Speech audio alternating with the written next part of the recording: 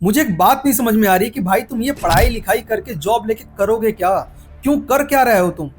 जब तुम्हें इस बात का पता नहीं है कि तुम जॉब लेने के बाद तुम्हारे पास अगर पीने के लिए पानी ना बचे, जिंदा रहने के लिए तुम्हारे पास शुद्ध हवा ना बचे, तुम्हें सांस लेने में तकलीफ हो जाए, तुम्हारी एज जो तुम 10 साल जी सकते थे और आगे उसमें से घट के तुम 5 साल ही जियो, क्या कर लोगे इसका? तुम आज कुछ भी कर रहे हो नौकरी पाने के लिए, जो भी जितनी भी स्ट्रगल कर रहे हो, चाहे तुम अपनी लाइफ को बेहतर बनाने के लिए जो स्ट्रगल कर रहे हो, क्यों कर रहे हो? क्योंकि तुम अपने फैमिली के साथ टाइम बिता सको, तुम अपने लाइफ को हर एक तरीके से एंजॉय कर सको। लेकिन भाई अगर ये चीजें ही ना रहेंगी तो करोगे क्या इन चीजों का? तुम क्या कर लोगे पढ़ाई लिखाई करके भाई? आज एक व्यक्ति जो तुम्हारे लिए लड़ रहा है, अकेला लड़ रहा है, उसके पीछे वहां की बस जनता खड़ी है, वहां के उसको प्यार करने वाले लोग खड़े हैं, लेकिन ये पूरा देश चुप है, शांत है, इसको कोई लेना देना नहीं है, क्योंकि इसको तकलीफ ही नहीं है। या तकलीफ कहें या फिर ये कहें कि इसको आगे का दिख ही नहीं रहा है कि क्या होने वाला है देश में, क्या होने वाला है पूरे वर्ल्ड में, इस पूरी क्लाइमेट जो चेंज हो रहा है इसके इसके वजह से क्या होने वाला है। तुम्हें जिस व्यक्ति को हीरो बनाना चाहिए, तुम्हें जिस व्यक्ति के लिए आवाजें उठानी चाहिए, तुम शांत हो। तुम्हारा हीरो कौन है? तुम्हारी सो कॉल्ड हीरो जो है ना, एक नाम बता दो जो आज इस टाइम पे इस देश के लिए, इस इन्वायरमेंट के लिए, जो तुम्हारे लिए बात करता हो, जो ये बात करता हो कि आने वाला 10 साल कैसे तुम्हारे लिए प्रॉब्लम क्रिएट कर सकता है, तुम्हारे लिए पानी की प्रॉब्लम क्रिएट कर सकता है, तुम्हारे लिए ये शुद्ध हवा की क्रिएट कर सकता है, तुम्हें सांस लेने में दिक्कत हो सकती है, इन सारी चीजों से क्या क्या हो सकता है। एक व्यक्ति बता दो जो जिसे तुम हीरो मानते हो अपना, और ये इन सब चीजों पे बात कर रहा हो। नहीं मिलेगा, बहुत मुश्किल से, अगर कोई मिल भी गया तो बहुत मुश्किल से मिलेगा, नहीं मिलेगा भाई। लेकिन तुम्हारा हीरो वही लोग हैं जिसे तुम्हें हीरो बनाना चाहिए, वो तो तुम्हारा हीरो है नहीं। बात ये भी है ना कि तुम सोचोगे तब जब तुम्हारे अंदर वो सोचने की क्षमता होगी, लेकिन तुम्हें फुर्सत कहाँ है? तुम्हें तो रील्स देखने, तुम्हें डांस देखने, तुम्हें बस फिल्में देखनी है, तुम्हें बस इंजॉयमेंट करना है, कोई मतलब नहीं है तुम्हें। तुम्हें इन चीजों से फर्क ही नहीं पड़ता है कि भाई तुम्हें अगर पीने की पानी ना मिले ना तो तुम जिंदा कैसे रहोगे। जिनकी तुम बात कर रहे हो ना, जिनको तुम प्यार लुटा रहे हो, भाई वो जिंदा रह लेंगे, वो जिंदा रह लेंगे, उनके पास संसाधन है, वो यहाँ नहीं तो कहीं और चले जाएंगे, चाहे जो भी हो सकेगा ना वो अपनी जिंदा रहने के लिए कर लेंगे, उनके पास संसाधन है, पैसे हैं। मरोगे तो साले तुम मरोगे, तुम्हारे पास कुछ नहीं है, मरने के सिवा बचेगा ही नहीं कुछ। और उस टाइम पे ना तुम्हारे लिए कोई ना बोलने के लिए खड़ा होगा, ना कोई हिम्मत भी करेगा तुम्हारे लिए बोलने के लिए।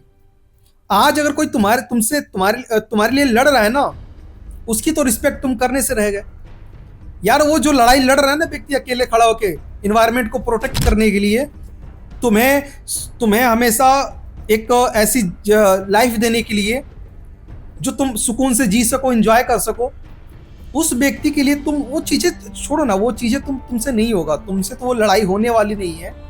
एटलीस्ट लेकिन बोल तो सकते हो, तुम उसको सपोर्ट तो दिखा सकते हो। वो व्यक्ति जो ये तुमसे उम्मीद कर रहा है कि जब अगर मैं जेल जाऊंगा तो ये देश जागेगा, इम्पैक्ट पड़ेगा, वो आवाज उठाएगा, वो थोड़ा सा तो जागेगा, थोड़ा तो समझेगा कि यार कितनी इंपॉर्टेंट टॉपिक है आज के डेट में ये क्लाइमेट चेंज, क्या क्या हो रहा है, क्या करना चाहिए, इस पे विचार करेगा देश। लेकिन देश को घंटा फर्क नहीं पड़ने वाला इस चीज पे। देश तो पता नहीं कौन सी निद्रा में सो रहा है, फर्क नहीं पड़ रहा। स्क्रॉल करते जाओ, रील्स देखते जाओ, स्क्रॉल करते जाओ, बस यही करना। तो यार थोड़ी सी भी शर्म बची है ना, थोड़ी सी भी तुम्हारे अंदर ऐसी चीजें हैं कि नहीं, तुम एक एजुकेटेड हो, एक पढ़े लिखे इंसान हो, एक नागरिक हो, तुम्हें जो अपने भारत से तुम प्यार करते हो, जिसे तुम अपनी माँ मानते हो ना, उस माँ के लिए तो कुछ बोल लो भाई।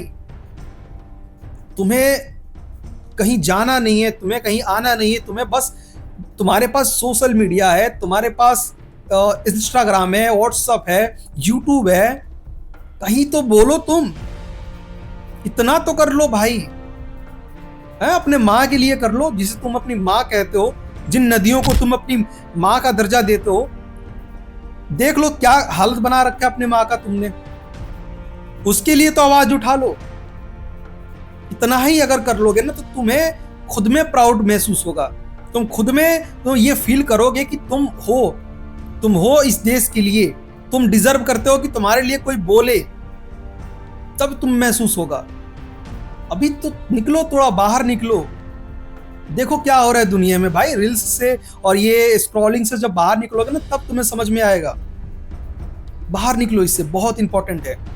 और अभी भी थोड़ी भी समझ बची है ना, बस इतना करो, इतना करो कि जहां पे हो, जैसे भी हो, अपना इंस्टाग्राम खोलो, व्हाट्सअप खोलो, ट्वीट खोलो, यूट्यूब खोलो, जहां पे तुम अवेलेबल रह सकते हो वहां पे बोलो, वहां पे लिखो, आई सपोर्ट सोनम वांगचुक।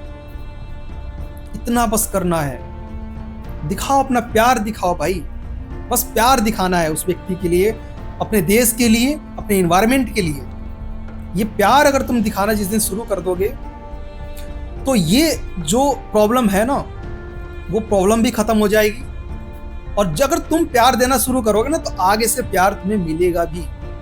अगर तुम इज्जत करोगे अपने एनवायरनमेंट का, तो एनवायरनमेंट तुम्हें बचाएगा।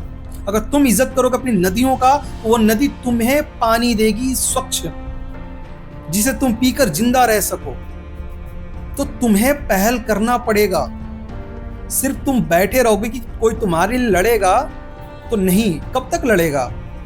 तुम्हारी हालत ऐसी हो चुकी है कि तुम आज तुम्हारे लिए कोई लड़ाई कर रहा है ना, तो अगर वो मर जाए लड़ते लड़ते, तो तुम इंतजार करोगे कि कोई आज दूसरा आएगा, कोई दूसरा व्यक्ति आएगा, तुम्हारे लिए लड़ेगा, तुम्हारे लिए बोलेगा। लेकिन तुम्हारी तो कोई मतलब ही नहीं, तुम्हें तो कोई रिस्पॉन्सिबिलिटी ही नहीं है ना। तुम नहीं बोलोगे, तुम नहीं लड़ोगे, कोई और आएगा, वो आएगा मरता जाएगा, आएगा मरता जाएगा। तुम जहां डले हो, तुम डले रहोगे। तुम्हारी तो कोई जिम्मेदारी नहीं है भाई। अपनी जिम्मेदारी समझो। तुम्हें जीना है तो समझो कि तुम्हारे जीने के लिए क्या क्या जरूरत है। थोड़ा नजरिया, थोड़ा सोच को दूरदर्शी बनाओ कि आने वाले 5 से 10 साल में क्या होने वाला है, क्या क्या प्रॉब्लम हो सकता है। जो आज चीजें चल रही है, ये जो फ्यूचर है ना, फ्यूचर आज से ही बनता है। अगर आज प्रॉब्लम दिख रहा है, तो वो आने वाले फ्यूचर के लिए प्रॉब्लम है, और भयंकर प्रॉब्लम बन सकता है। तो उसको समझो। इस पे आज से सवाल पूछना शुरू करो। सवाल किससे पूछोगे? जो ये सो कॉल्ड मीडिया बैठे हैं ना, इनसे सवाल पूछो, जिनकी जिम्मेदारी है ये बात करने की। सरकार से, देश से, लोगों से सवाल पूछो, जिनकी जिम्मेदारी है हमारी आवाज वहां तक पहुंचाने की। इनसे सवाल पूछो, इनको भी थोड़ा जगाओ, ये भी जागे, ये भी अपनी जिम्मेदारी समझें कि इनकी भी क्या जिम्मेदारी है। लेकिन ये सब कुछ तभी होगा जब तुम जागोगे, तुम जब समझोगे, तुम जब ये सोशल मीडिया के भीड़ से निकल के थोड़ा सा सांस लोगे, दिमाग को भी सांस लेने दोगे, और चीजें समझोगे, पढ़ोगे, बोलोगे, तभी ये चेंजेस आएंगे।